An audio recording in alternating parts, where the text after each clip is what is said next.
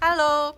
Nah, terima kasih sudah menyempatkan waktu datang ke sini. Mungkin ada beberapa yang belum kenal saya Dr. Winda, medical consultant-nya FHI. Jadi nanti kalau seandainya mungkin mau tanya seputaran produk gitu ya, kesehatan, boleh nanti sama saya ya. Baik pas lagi nih sekarang hari ini bisa, atau nanti di Zoom meeting online kita juga hari Kamis juga boleh juga. Oke, jadi mungkin saya langsung aja ya. Tema kita hari ini adalah tentang produk. Seperti biasa tiap awal bulan adalah kita temanya membahas produk untuk teman-teman yang mungkin baru bergabung dan belum pernah ikut materi tentang produk, ya biar tahu dong ya. Nanti mau cerita tentang produk tentang apa sih gitu ya. Oke, nah ini pendahuluannya dulu. Jadi mungkin teman-teman sering banget mendengar kalau kita mau jaga kesehatan itu makanlah buah-buahan, makan sayur, pola makan yang sehat, ya kan? Selalu dibilang seperti itu. Memang itu juga kenapa dikatakan demikian? Karena memang sudah ada bukti-bukti epidemiologinya, bukti-bukti penelitian yang menyatakan kalau pola makan kita itu sehat, tinggi dengan buah, tinggi dengan sayur, itu memberikan kesehatan yang bagus untuk kita. Dan dari hasil research ini, terutama dilihat itu setidaknya itu sebagian itu memiliki kandungan flavonoid. Nah, ternyata kandungan flavonoid ini itu memberikan efek kesehatan untuk tubuh kita, ya. Nah, flavonoid itu apa? Flavonoid itu adalah suatu kelompok senyawa polifenol yang dia banyak ditemukan baik dalam buah, sayur, terus red wine ya, anggur merah, terus juga coklat juga, teh juga ada, ya. Nah, ini di sini yang kita omongkan itu terutama adalah kokoa dan produk coklat. Karena ternyata pada kokoa dan produk coklat itu memiliki kadar flavonoid yang tertinggi dibandingkan dengan sumber-sumber yang lain ya. Dan ini bahkan bisa lebih dari 10% kandungan dari kokoa ini mengandung flavonoid. Jadi cukup tinggi. Jadi dengan kita konsumsi sedikit, dia efek manfaat kokoa flavanolnya itu bisa lebih tinggi dibandingkan kita dengan konsumsi dari sumber yang lain ya. Nah, ini siapa yang nggak tahu coklat? Mungkin ada yang nggak tahu coklat atau belum pernah makan coklat sama sekali? Belum kelihatan di sini. Belum ada nih. Ya, di sini belum ada Pak, tapi seumur hidup masa sih nggak pernah makan coklat? Pernah kan? Iya kan? Siapa? Kokoa flavanolnya yang belum tahu ya. Nah, jadi mungkin di sini kita semua tahu coklat itu apa. Identik coklat itu adalah makanan yang enak. Anak kecil aja suka. Mau coklat nggak? Nah, selalu itu ditawarin pertama kan, bukan mau permen, lebih mau coklat nggak? Iya, betul. Karena kita Valentine aja dikasihnya coklat. Karena apa? Bentuk kasih sayang, bentuk kita peduli. Kenapa? Karena ternyata kita memberikan sesuatu yang menyehatkan. Beda dengan kita memberikan permen, bikin sakit gigi, habis itu nanti diabetes, karena gula kan. Tapi kalau kita memberi coklat, at least masih ada vitaminnya yang kita berikan. Itulah bentuk kasih sayang, makanya identik dengan kasih sayang gitu ya, hari kasih sayang, berikannya coklat. Nah, cuman selama ini itu orang cuma tahu itu sebatas enaknya aja gitu ya, kenikmatannya aja. Makin kesini baru mulai diketahui ternyata dia punya manfaat kesehatan juga ya. Udah mulai populer lah, ternyata dia punya manfaat kesehatan. Bahkan mungkin untuk beberapa teman yang familiar dengan dokter jantung itu sering disarankan, iya ya, makan dark coklat bagus untuk jantung. Nah, katanya gitu. Tapi kenapa kok ada apa sih dengan dark coklat ini, kenapa bagus buat jantung, apanya yang bagus gitu ya. Ternyata dia itu memiliki namanya merupakan salah satu sumber flavonoid, yaitu procyanidin, katekin dan epikatekin yang tertinggi, di mana itulah nanti yang akan bermanfaat untuk terutama sirkulasi darah kita ya. Nah, ini mungkin yang belum pernah lihat buah coklat, buah kokoa itu seperti apa? Seperti ini bijinya ya. Nah, ini dia tergantung kematangannya, ada yang masih hijau, nanti makin lama dia makin merah, semakin matang ya. Nah, konsumsi coklat itu sudah populer banget di dunia. Kalau di Amerika sendiri itu mereka bisa konsumsi sampai 5,5 kilogram per tahun per orang. Ya. Jadi nggak cuma sekedar pas Valentine aja banyak makan coklat, sepanjang tahun juga mereka banyak konsumsi coklat. Di Eropa itu lebih tinggi lagi. Contohnya aja seperti di Jerman itu bisa konsumsi sampai 11,4 kilo. Wow, 11,4 kilo itu banyak banget ya. kebayang, wow banyak sekali ya coklatnya ya, konsumsi itu setahun seorang. Dan itu kira-kira si coklat yang mereka konsumsi itu kandungannya itu adalah sekitar 210 kalori, di mana itu terdiri dari 13 gram lemak, 23 gram karbohidrat, dan 3 gram protein, karena masih dalam bentuk coklat. Nah ya, itu aja sudah sebanyak itu ya, apalagi kalau bisa versi lebih sehat, bisa lebih banyak lagi mereka konsumsinya ya. Nah ini flavonoid dalam kokoa ini, itu terutama adalah kandungan katekin dan epikatekinnya. Dan itu dia yang paling penting, kenapa dia membedakan dengan bahan-bahan dari sumber produk yang lain. Karena letaknya adalah pada molekulnya. Katekin dan epikatekin yang ada pada kokoa itu terletak pada molekul yang panjang. Sedangkan dari bahan lain itu dia terletaknya pada molekul yang pendek. Jadi panjang pendek ini ngaruhnya apa nih dok? Ngaruhnya pada tangannya.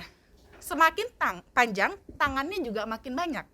Karena tangannya makin banyak, kerjanya bisa lebih banyak juga. Makanya jadi efektivitasnya juga jadi lebih tinggi ya.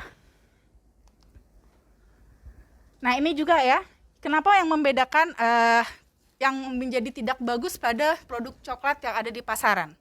Karena pada produksinya.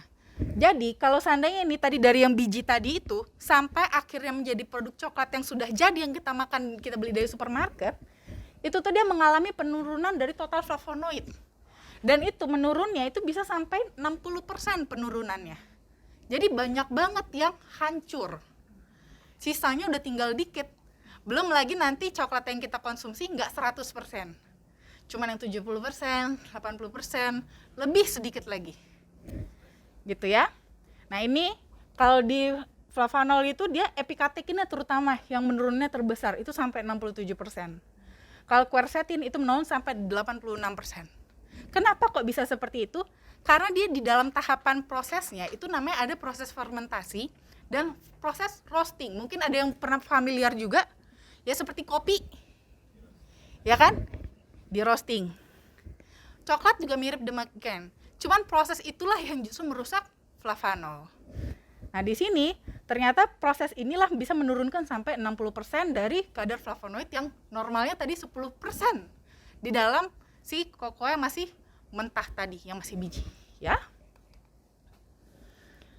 Nah ini juga tadi ya, yang tadi saya bilang juga beda-beda nih kandungannya. Biasanya kalau yang produk jadi itu kadar kokoanya itu biasanya sekitar 7-35% kalau pada milk coklat dan 30-80% yang pada dark coklat. Nah, karena dia kandungannya hanya segini, belum lagi ditambah penurunan. Jadi tadi 10%. 10% itu karena diproses menurun. 60% jadi tinggal 40%. Dicampur lagi jadi coklat, itu contoh lah paling tinggi 80%. Jadi cuma tinggal sekitar 3% aja jadinya. Hanya sekitar tinggal 3% lah di dalam coklat yang kita konsumsi di ini ya, di supermarket itu yang kita beli di pasaran. Makanya apalagi ya kalau white chocolate. Nah, ini juga lagi populer nih. White chocolate itu lagi ya lebih parah, itu sama sekali tidak ada kandungan flavanolnya. Ya. Sama sekali nggak ada. Namanya doang coklat. Betul, namanya aja tapi dia tidak ada kandungan kokoanya. Ya. Nah, ini ya beberapa penelitian itu mengamati ternyata total polifenol pada makanan dan minuman dalam dietnya orang Amerika itu ternyata coklat dan kokoa itu merupakan salah satu yang memiliki kadar antioksidan yang tertinggi secara konsisten. Jadi dari variasi makanan mereka, kadar konsistensi dari antioksidan itu ternyata stabil itu tetap di kokoa, ya. Dan ini dia kandungan polifenolnya itu lebih tinggi, bisa sampai 20 kali lebih tinggi dari tomat, 2 kali lebih tinggi dari garlic ya, bawang putih, dan lebih tinggi 3 kali dari anggur. Itu jadi efektif banget kalau kita mengkonsumsi kokoa. Ini bahkan kalau compare dengan kita konsumsinya hanya dalam bentuk dark coklat ya. Nah ini mungkin sekedar dilihat aja sih ya. Ini untuk perbandingan dari segi epikatekin dan katekinnya saja. Itu dia paling tinggi masih coklat. Dibandingkan green tea, dibandingkan anggur merah, dibandingkan teh, ya, apel, cuka, itu dia masih lebih tinggi kadarnya flavanol, si coklat. Itu belum lagi dengan molekulnya. Dia memakai molekul yang panjang. Jadi sudah molekulnya panjang, kadarnya paling tinggi, jadi dia jauh lebih efektif. Ya. Nah, ini beberapa penelitian ya, penelitian intervensi pola makan. Jadi ada beberapa orang, beberapa subjek penelitian itu diintervensi, diatur pola makannya. Ya, diatur pola makanannya dengan memberikan makanan dan minuman yang kaya akan flavanol dengan dosis yang tinggi. Itu ternyata terjadi perbaikan ya pada fungsi dinding pembuluh darah, terjadi reduksi trombositnya, dan juga perbaikan pada tekanan darah, resistensi insulin, dan juga lemak darahnya. Jadi memang sudah ada penelitiannya, dan ini sebenarnya bukan baru ya, penelitiannya sudah lama, cuman belum populer selama ini gitu ya, orang tidak terlalu memperhatikan. Nah, ini tadi manfaat antioksidannya, itu manfaat flavanol secara utamanya ya, tapi dia juga punya manfaat lain, yaitu antioksidan. Nah, antioksidan namanya juga mungkin teman-teman tahu, antioksidan dia adalah untuk menghentikan oksidasi. Oksidasi itu kita hubungannya dengan radikal bebas. Nah, radikal bebas dari mana aja? Banyak. Udara. Terus polusi. Tahu nggak ya? Bukan. Itu di sana yang Semanggi. Senayan ya. Nah, terus matahari. Ya? Ion. Banyak, bahkan dari metabolisme tubuh. Mungkin kita bisa menghindari polusi, bisa menghindari matahari, kita bisa menghindari radikal bebas dari tempat lain, tapi kita tidak bisa menghindari radikal bebas dari tubuh kita sendiri, yaitu metabolisme sel. Metabolisme bagus atau enggak? Terjadinya di jantung. Itulah makanya Anda kalau pasang kateter, penyempitannya sudah 50%, 70%, atau yang posisinya di otak, tiba-tiba stroke. Nah, itu karena trombosit. Trombosit ini justru bisa memperparah. Gimana? Itu lain lagi, Bu. Cantengan mah lain lagi ya. Nah, itu. Jadi memang serba salah ya, teman-teman. Kita makanya kenapa kalau mungkin yang hipertensi itu familiar dengan obat yang namanya Aspilat. Tujuannya apa? Untuk menekan si trombosit ini, supaya jangan terjadi proses tersebut, di mana nanti akan melit ujung-ujungnya arahnya kepada masalah-masalah jantung dan stroke tadi terutama. Ya, jadi pasti yang punya masalah dengan hipertensi itu udah familiar dia obatnya, obat hipertensi sama aspirin atau Aspilat. Ya. Nah, ini ternyata itu juga sudah ada hasil risetnya ya.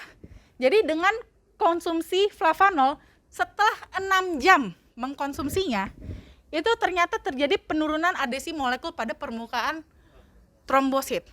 Sehingga trombosit tadi yang sifatnya adalah nempel sana nempel sini akhirnya menggumpalkan, itu menjadi tidak bisa menggumpalkan. Efek inilah yang akan Anda temui kalau Anda mengkonsumsi aspirin. Makanya dibilang sebagai pengencer darah. Nah, makanya nanti kalau teman-teman pemainnya nih jalan-jalan, standby flavanolnya, apalagi yang sudah punya resiko. In case tiba-tiba ada yang ngerasa, langsung kocokin flavanolnya. Kasih banyakan aja nggak apa-apa. Supaya apa? Ini diharapkan adalah itu bisa membuka pembuluh darah sekaligus mengencerkan darah, supaya jangan sampai terjadi serangan tadi, baik serangan jantung maupun serangan stroke. Gitu ya, karena semakin cepat Anda memberikan, semakin besar kemungkinan dia untuk sembuh. Semakin lambat penanganan, semakin bye-bye lah jadinya ya. Kurang lebih demikian. Nah, lalu ini kerjanya untuk di endotelium. Tahu endotelium itu apa? Endotelium itu adalah sel pada mukosa pembuluh darah. Jadi kalau pembuluh darah, sisi dalamnya itu namanya endotelium. Lumen yang dalam itu namanya endotelium. Ya. Nah, inilah yang justru paling sering luka tadi. Yang paling sering cedera adalah sel endotelium. Bisa macam-macam. Faktor stres, faktor gula, kolesterol, hipertensi, dan segala macam radikal bebas itu semua sifatnya merusak endotelium. Kenapa? Dia yang paling ketemu pertama kali. Kan seluruh kompartemen tubuh kita itu semua lewat pembuluh darah kan. Mau kita bawa nutrisi di situ, mau kita bawa racun di situ, ketemu pertama apa? Sebelum ketemunya ke otak, ke jantung dan ke organ lain, ketemu kemana dulu? Pembuluh darah dulu. Makanya paling pertama kena adalah siapa? Pembuluh darah. Gitu ya. Nah ini semakin lama semakin parah. Memang sih dia panjang sampai 9 kali lingkaran bumi. Itulah kenapa apa yang kita lakukan sekarang baru kita rasakannya sekitar 20 tahun lagi.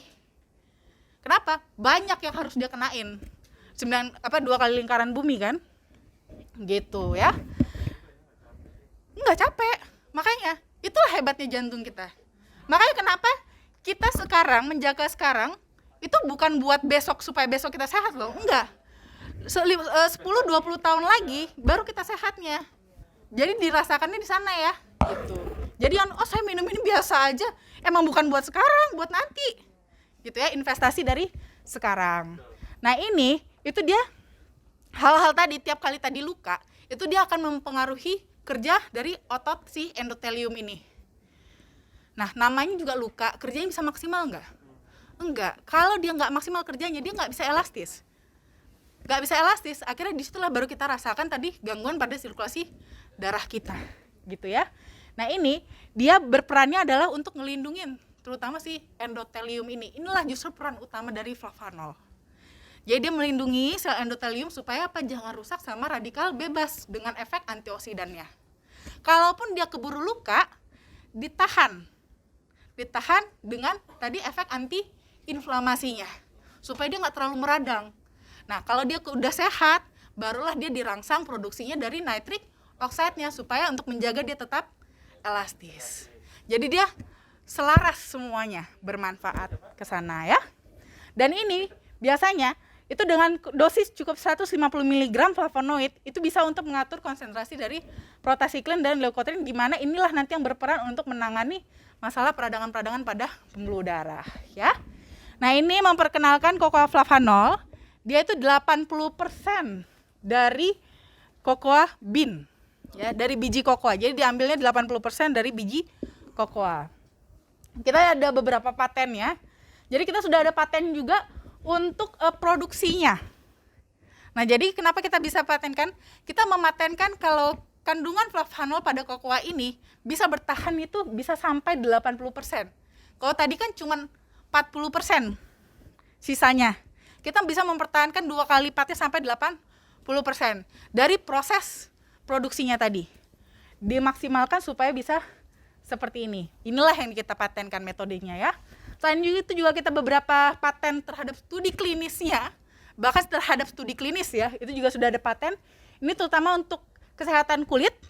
Jadi dia tuh bisa memperbaiki struktur kulit, meningkatkan elastisitas, mengurangi garis halus, dan juga meningkatkan kelembaban. Ini biasanya itu yang suka ibu-ibu. Tapi jangan salah, sekarang bapak-bapak juga suka. Kenapa? Ternyata ada manfaatnya sama bapak-bapak. Kalau kulitnya kering, nah ini mungkin pengalaman bapak-bapak. Kalau kulit kita kering, itu rasanya apa sih? Gatal. Garuk. Karena apa? Kulitnya kering. Emang bapak-bapak suka gatal-gatal? Gatal lu. Gatalnya 2, Pak. Gatalnya 2 ya, jangan cuma 1. Yang 2, gatalnya 2 ya, gatal-gatal. Gatal-gatal itu nggak nyaman, ya. Jadi even makanya kenapa bapak-bapak juga butuh.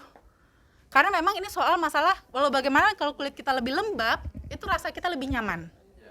Ya kan? Jadi terlepas dari wanita ataupun pria. Lalu studi klinisnya, nah ini baru beneran buat bapak-bapak karena ibu-ibu nggak punya, ya. Jadi studi klinisnya itu bahkan cocoa flavanol ini dia bisa untuk men-treat pembesaran pada prostat. Yes. Laki-laki ya, di mana usia 65 tahun ke atas 95%-nya itu pasti sudah ada pembesaran prostat.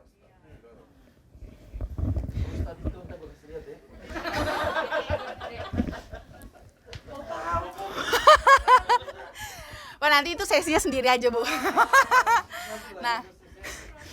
Nah ya, jadi ini memang penyakit pastinya pada laki-laki. Kalau pada wanita itu menopause, kalau pada pria itu adalah prostat. Ya, sebenarnya kalau dibilang prostat ini enggak sih, berbahaya enggak sih? Berbahaya sih sebenarnya tidak juga, cuman dia mengganggu.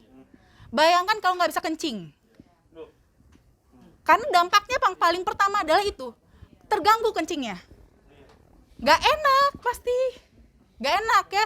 Dari situ, dari terganggu kencing itu bisa lari kemana-mana, bisa sampai ginjal, ya, karena dia tembak balik ke atas jadinya, karena nggak bisa dikeluarkan. Makanya hal kecil yang bisa mengganggu. Makanya kalau nanti umpamanya punya anak mau jadi dokter, apalagi pria, suruhnya jadi spesialis urologi aja, udah pasti ada pasiennya ya. Ini semua pria pasti jadi pasiennya ya, gitu. Tips saja. Nah itu ya. Nah ini ternyata cocoa flavanol ini itu bahkan sudah kita patenkan, dia memberikan efek pada pembesaran prostat, sehingga dia itu bisa menekan dari perkembangan si selnya ini. Karena tadi dia punya efek antioksidan tadi, sehingga selnya itu tidak terus bertambah. Kalau sel tidak bertambah, ukurannya nggak bertambah, sehingga dia tidak menekan pada saluran kencing. Nah, jadi bisa lebih mengulur, gitu ya. Nah, ini juga ya, dia juga punya paten juga terhadap studi klinisnya kepada fat burner, efek fat burnernya. Jadi dia bisa meningkatkan ekspresi gen terhadap metabolisme lemak. Gitu. Jadi lemak-lemak kita itu yang kita simpan itu cenderung untuk di metabolisme, dipecahkan dan dihasilkan energi. Makanya biasanya beberapa orang yang konsumsi cocoa flavanol ini kalau dia udah langsung efeknya ke sana ya, itu rasanya kayak badan saya panas gitu. Panas karena terbentuk energi tadi. Panas dan rasanya itu kayak nggak bisa diem gitu ya, energik banget. Kadang-kadang yang minumnya malam nggak bisa tidur. Karena tadi produk metabolismenya meningkat. Ada yang bisa tidur, ada yang nggak bisa. Mungkin karena yang nggak bisa ini karena kerjanya di situ duluan, berempaknya ke sana duluan. Jadi memang beda-beda ya, relatif tiap orang masing-masing. Nah ini juga dia punya efek antivirus juga. Ya diteliti juga punya efek antivirus, terutama virus-virus di saluran pernafasan. Dan itu memang dia diteliti itu bisa ke arah SARS. Ya, bisa untuk virus SARS. Walaupun kita tidak bisa bilang untuk COVID-19 yang sekarang lagi in, cuman kan COVID-19 dengan SARS itu kan sebenarnya masih satu strain ya, satu kelompok. Jadi masih bisa cukup berefek. Dan kemarin juga ada beberapa juga yang sudah konsumsi yang kebetulan juga sempat positif COVID-19, ternyata lumayan efeknya. Post recovery-nya jadi bisa jauh lebih cepat gitu ya. Gak mungkin lah kita ada penelitian sama COVID-19 ya, COVID-19 juga masih baru, ya kan? Nah ini kita juga sudah ada scientific opinion-nya juga dari European Food Safety Authority. Jadi kita itu boleh mengklaim kalau cocoa flavanol ini bisa membantu memelihara elastisitas pembuluh darah.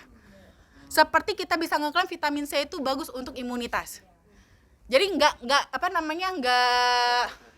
overklaim, sama sekali tidak overklaim, ya. Jadi memang dia bagus untuk membantu memelihara elastisitas pembuluh darah, di mana nanti akan berdampak juga pada tekanan darah yang lebih normal, gitu ya.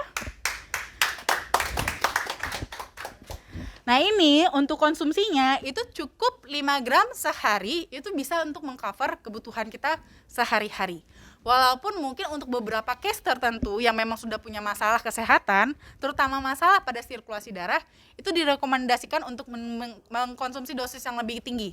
Sekitar 2 kali tekanan darah sistolik dan diastolik, terus juga mengurangi resistensi insulin sehingga bisa lebih sensitif terhadap insulin, menurunkan kadar kolesterol, meningkatkan fungsi kardiovaskular, mengurangi resiko kanker karena sifat antioksidannya, dan juga bisa baik untuk kesehatan kulit.